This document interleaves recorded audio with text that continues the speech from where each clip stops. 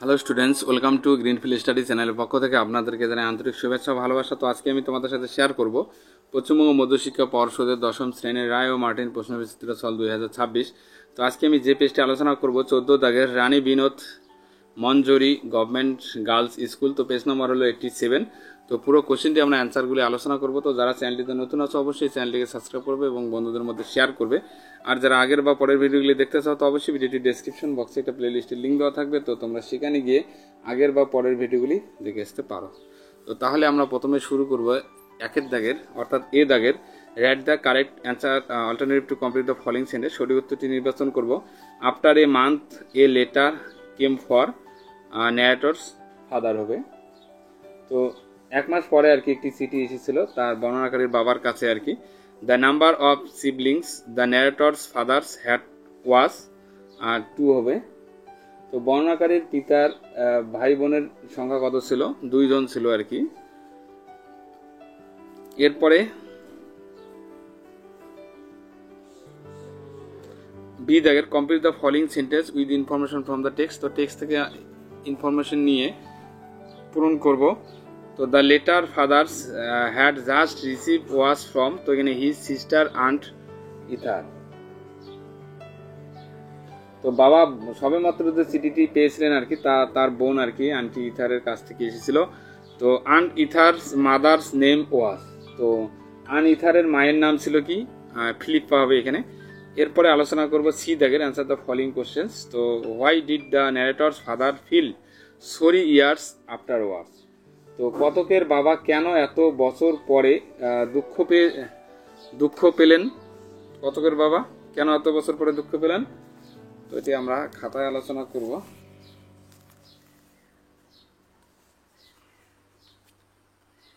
তো an either ternate felt after society after saying the kite because it was past with the very letter she had once written to her brother, saying the letter made her price that the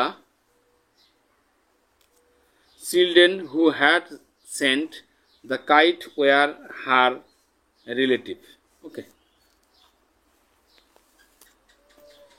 এরপরে আমরা আলোচনা করব 2 দাগের। এখানে একটি poem দেওয়া আছে, তো আমরা পোয়েমটিরও কোশ্চেন অ্যান্সারগুলি এখন আলোচনা করব। Tick the correct alternative to complete the following sentence. The poet will asked for এ, কবি একটি চাইবেন সেখানে টল শিপ, একটি লম্বা জাহাজ চান আর কি কবি। The poet asked for a sail the colour of which would be, কবি একটি পাল চেয়েছেন যার রং হবে হোয়াইট, সাদা। এরপরে বি দাগের answer the following question. Why does the poet want to go to the C, কবি কেন সমুদ্র যেতে চান?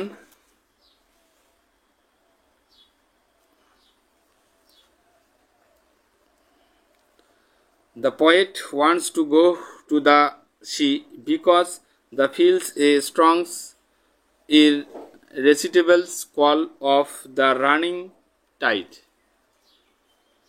He longs for the adventure's freedom and beauty of the sea. এরপরে বিয়ের যে 2 নম্বর কোশ্চেনটি আছে, during what time of the day does the poet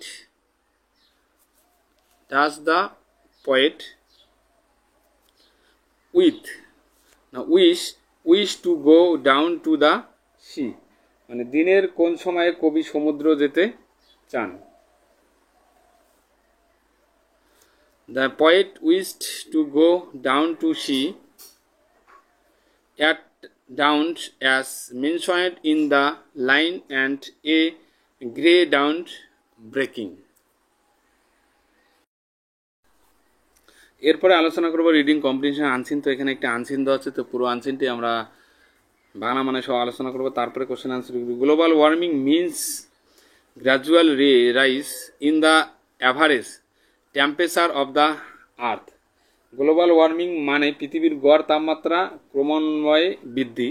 this is a major global issues regarding atmosphere, এটি বায়ুমণ্ডল সংক্রান্ত একটি প্রধান বৈশ্বিক সমস্যা। In recent times, it has become a matter of grave concern for mankind. সাম্প্রতিক সময়ে এটি মানবজাতির জন্য একটি গুরুতর উদ্বেগের বিষয় হয়ে দাঁড়িয়েছে। Our green Earth's surface has started becoming hot day by trapping the sun's heat and rise in the level of greenhouse gas like carbon dioxide, sulfur dioxide, methane and nitrous oxide. তো আমাদের সবুজ পৃথিবীর পৃষ্ঠ সূর্যের তাপ আটকে দিন দিন গরম হতে শুরু করেছে এবং carbon dioxide, sulphur dioxide, methane এবং নাইট্রাস অক্সাইডের মতো গ্রিন হাউস গ্যাসের মাত্রা বৃদ্ধি পেয়েছে। The amount of this gases in the atmosphere is increasing rapidly due to the burning to fossil fuels like coal, petroleum and natural gases.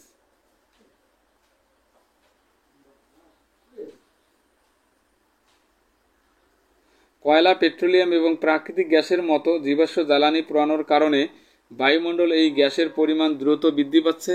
They act as a blanket and trap the heat released from the earth. তো তারা একটি কম্বল হিসাবে কাজ করে এবং পৃথিবী থেকে নির্গত তাপকে আটকে রাখে। According to the experts, the very increase of Earth's surface temperature is caused mainly by the decay of the ozone layer. তো বিশেষজ্ঞদের মতে ওজোন স্তরের ক্ষয়ের কারণে পৃথিবীর পৃষ্ঠের তাপমাত্রা খুব বেশি বৃদ্ধি পায়। So the average temperature of the earth goes up and cause global warming. It directly leads to climates change of the world. সুতরাং পৃথিবীর গড় তাপমাত্রা বৃদ্ধি পায় এবং বিশ্ব উষ্ণায়ন ঘটায়। এটি সরাসরি বিশ্বের জলবায়ু পরিবর্তনের দিকে পরিচালিত করে। The bad effects of it is getting momentum day by day and causing major problems of living beings.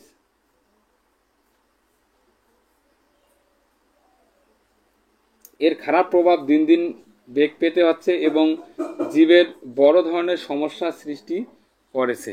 This is alarming and fraught with grave consequence. তো এটি উদ্বেগজনক এবং গুরুতর পরিণতিতে পরিপূর্ণ। According to the meteorological experts calculations, the temperature in the polar regions has increase in the last 30 years by 3 degree Celsius. তো আবহাওয়ার বিশেষজ্ঞদের মতে আর কি বা হিসাব অনুযায়ী তারা গত 30 বছরে মেরু অঞ্চলে তাপমাত্রা 3 ডিগ্রি সেলসিয়াস বেড়েছে। It will be direct threat to our ecosystem. এটা আমাদের ইকোসিস্টেমের জন্য সরাসরি হুমকি হয়ে দাঁড়াবে। A large part of the ice caps and glaciers of the polar regions will melt down quickly. তো মেরু অঞ্চলের বরফের ছিদ্র এবং হিমবাহের একটি বড় অংশ দ্রুত গলে যাবে। Many coastals areas and islands will submerged under water. তো অনেক উপকূলীয় এলাকা ও দ্বীপ জলের নিচে তলিয়ে যাবে। ইট has been estimate that in next 50 or 100 years the Earth's temperature will be increased to a great level. তো এটা অনুমান করা হয়েছে যে আগামী 50 বা 100 বছরের মধ্যে পৃথিবীর তাপমাত্রা একটি বড় মাত্রা বৃদ্ধি পাবে। If this goes on, the ultimate result will be disastrous and far-reaching. তো এভাবে চলতে থাকলে এর চূড়ান্ত পরিণতি হবে বিপর্যয়কর ও সুদূর প্রসারী। In near future, it will create problems like rise of the sea level, melting of glaciers, flood, violent storms, tsunamis, food crisis, various diseases and death etc. তো অদূর ভবিষ্যতে এটি সমুদ্রপৃষ্ঠের উচ্চতা বৃদ্ধি, হিমবাহ গলে যাওয়া, বন্যা, সহিংস ঝড়, সুনামি, খাদ্য সংকট, বিভিন্ন রোগ ও মৃত্যু ইত্যাদি সমস্যার সৃষ্টি করবে। Two combat this grave peril of global warming, social awareness is the urgent need of the hour. তো বৈশ্বিক এই উষ্ণায়নের এই মারাত্মক বিপদ মোকাবিলার সামাজিক সচেতনতা এখন সময়ের জরুরি প্রয়োজন। তো people should know of it is meanings, causes, effect and solutions. তো জনগণকে এর অর্থ, কারণ, প্রভাব এবং সমাধান সম্পর্কে জানা উচিত। In fact the menace of global warming must be fought with a global planning. তো প্রকৃতপক্ষে আর কি বৈশ্বিক এই উষ্ণায়নের হুমকির বিরুদ্ধে বৈশ্বিক পরিকল্পনার মাধ্যমে লড়াই করতে হবে। দ্য সুনার দ্য বেটার, যত তাড়াতাড়ি তত ভালো। ঠিক দ্য রাইট অ্যান্সার। তো গ্লোবাল ওয়ার্মিং গ্লোবাল ওয়ার্মিং হলো একটি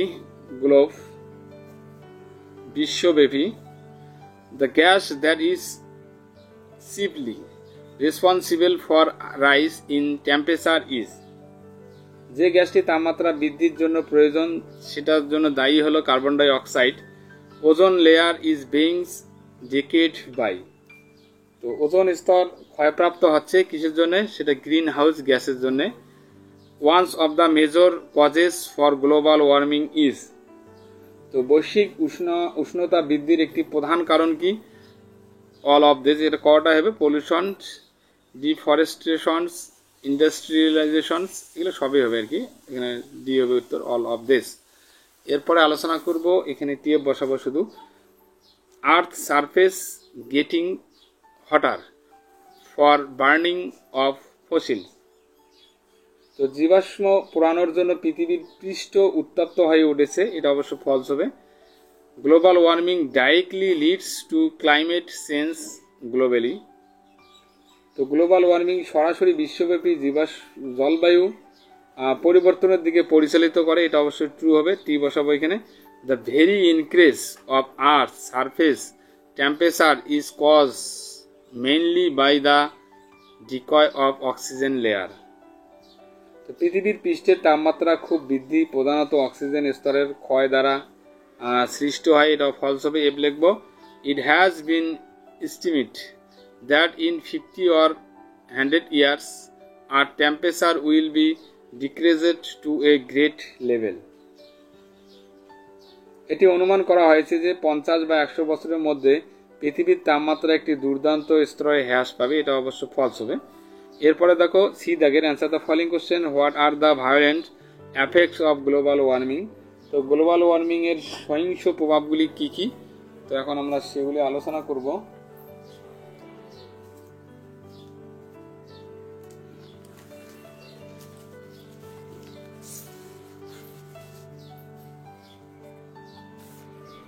তো সহিংস প্রভাবগুলি হলো global warming causes sea level rise, glaciers melting, floods, storms, tsunamis, food crisis, diseases and death, posing serious threats to life and the ecosystem.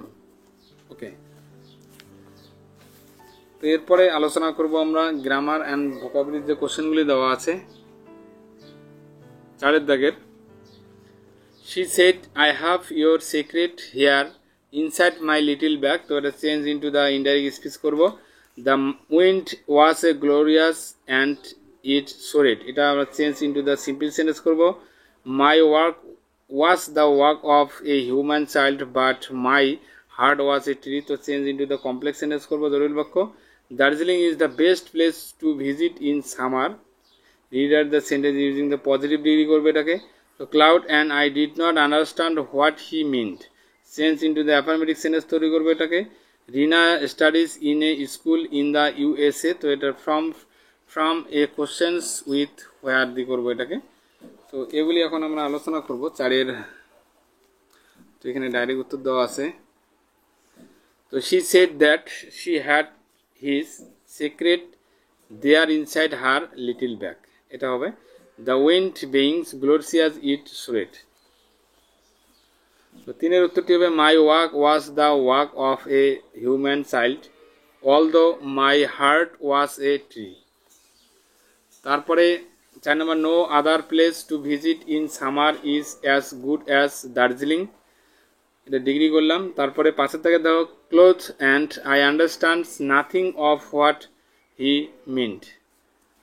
তারপরে হোয়ার ডাস রিনা study in the USA, তো এটাকে হোয়ার দিয়ে করলাম। তারপরে পাশের দাগের, তো এখানে পাশের দাগের যে দেওয়া আছে, তো আনসিন থেকে খুঁজে খুঁজে সমর্থকগুলি লিখতে হবে।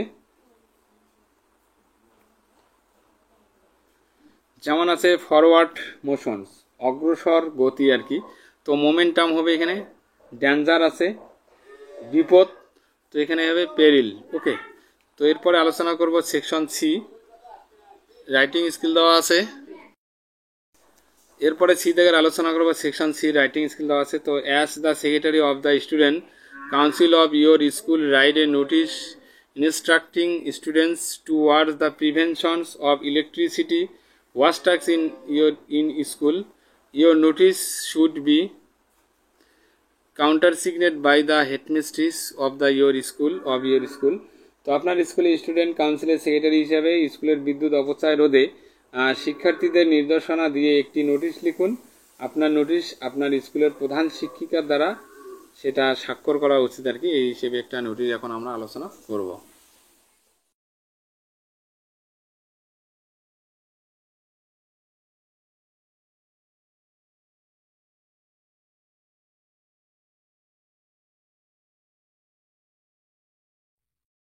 Thank you for watching my video.